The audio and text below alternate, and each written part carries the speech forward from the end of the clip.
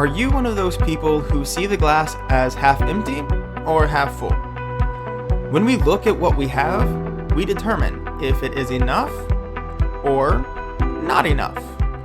We spend our entire lives trying to get enough. Enough is bills paid, good food, nice clothes, a house, a car, and a cell phone. But what if instead of aiming for enough, we are thankful for what we have? Because enough can become nothing in an instant. Being thankful for a little opens up your eyes to how much you really have. It also opens up your eyes to how little others have. But if you are generous with what you have, you will always have enough. Because when you pour into others, others will pour into you.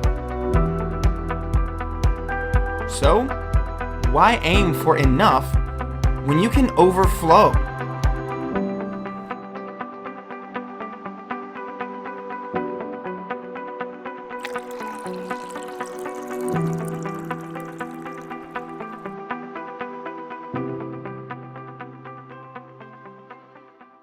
Well, there was a very simple illustration and was just telling everyone here that's not something to try, but it's just wonderful to see how when we start pouring into the lives of others, others will pour into ours, and we all will have enough when we see what we have is already enough.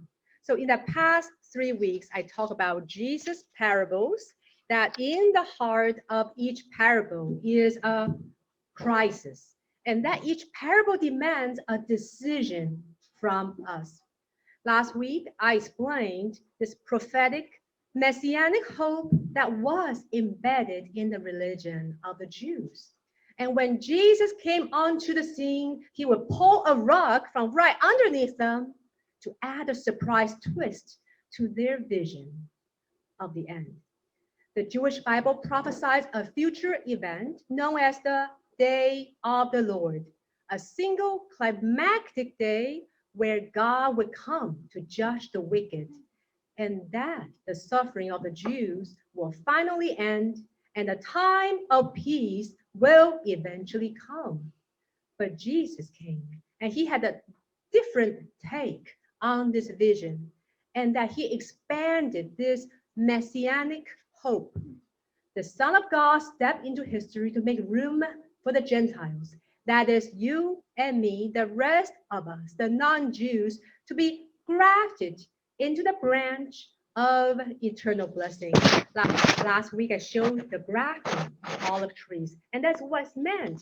We who did not belong to the branch were grafted onto it, so we may partake in this blessing.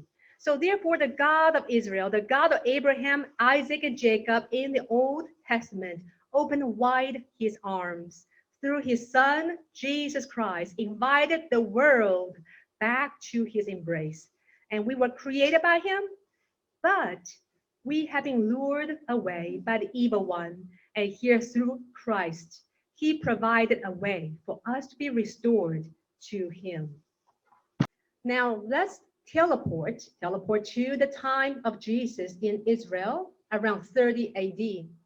Jesus, even with all of his peculiar, strange, even crazy rhetoric, was a very devoted Jew.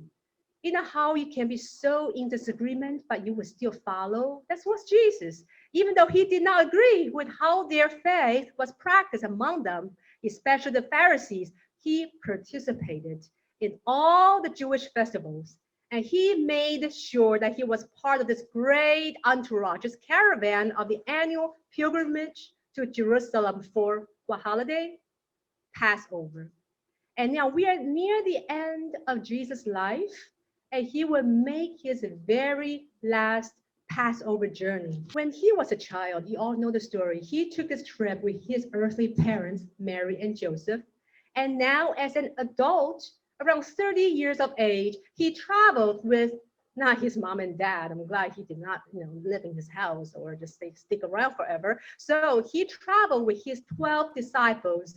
And that is an indication that they were so close to him. These 12 were the closest to Jesus.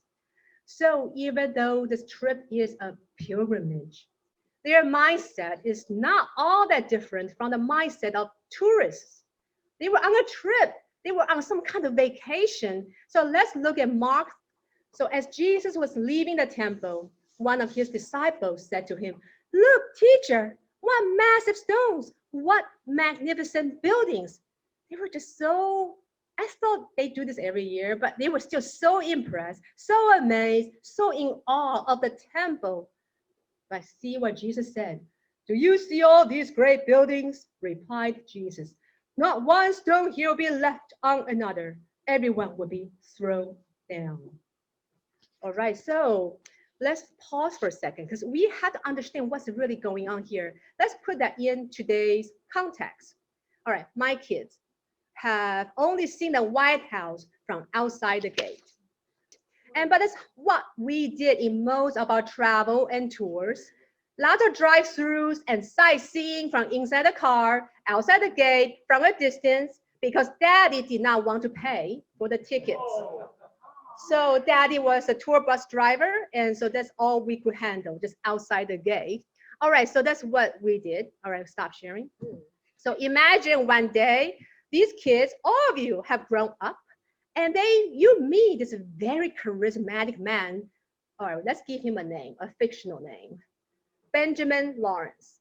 Benjamin Lawrence. Okay, so they decided to follow this Benjamin Lawrence. So they follow him on Facebook, Instagram, Twitter, and they even wait outside his home to follow him in person.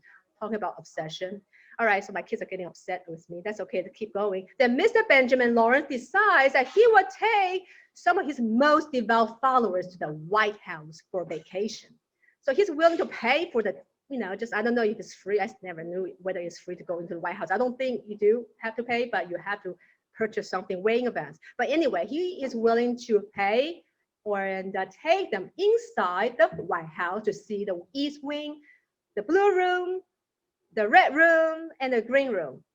I Googled. I had no idea what's inside the White House. There's a Red Room, Blue Room, and Green Room, and the view of the Rose Garden. And after the tour, our grown kids are so impressed, and they say, "Look, Mr. Lawrence, what a magnificent building. Everything here is just so amazing." And then Mr. Benjamin said, "You're impressed? There's not a brick here that is not going to end up in a heap of rubble." Mr. Lawrence likes to speak in double negatives so he can confuse people. There is not a brick here that is not going to end up in a heap of rubble. That means everything will end up in a heap of rubble. So the kids looked at one another and exchanged a look that says, "We've got to run away from this guy. He is crazy."